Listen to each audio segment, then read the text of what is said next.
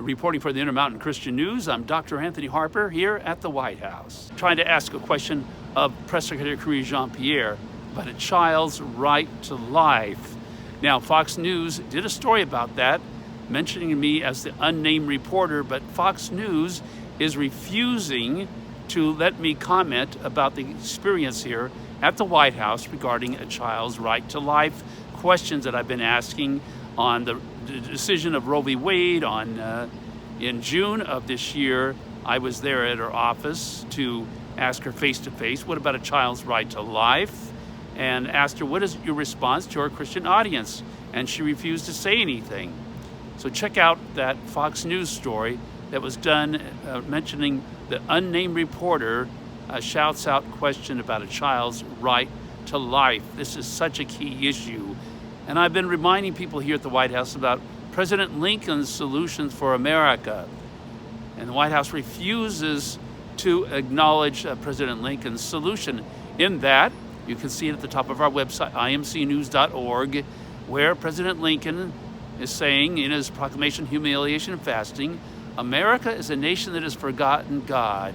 We have become too proud and arrogant and self-reliant, too proud to pray to the one that created us. And he said that we need to repent of our many national sins in hopes that God would have mercy on us and forgive us.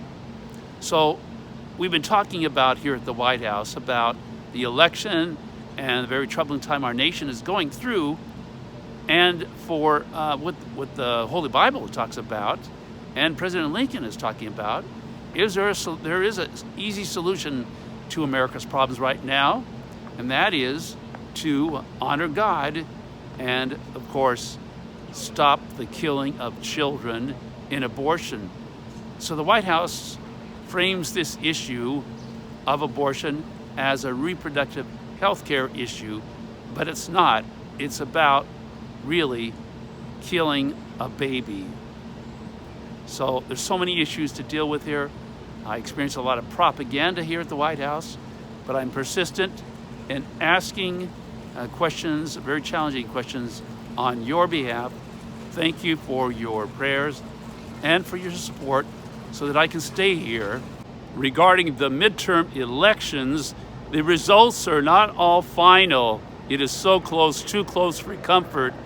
But the big question for a lot of people probably is, did the issue of abortion, is that impacting the election results more than the economical issues? It would be very troubling to think that a majority of Americans are more concerned about killing babies in the abortion in abortion than they are concerned about the economy and other issues. President Lincoln had a very clear solution to America's problems, and the White House and many people in Washington, D.C. would not even pay attention to what he had to say as a solution for America, which you can read at the top of our website, imcnews.org. But it is very troubling about these election results. There's still a concern about voter fraud in several counties, several states. That has been talked about in various conservative news sources. And so we eagerly wait the results. The latest results that I checked on was for Republicans having 209 seats in the House of Representatives.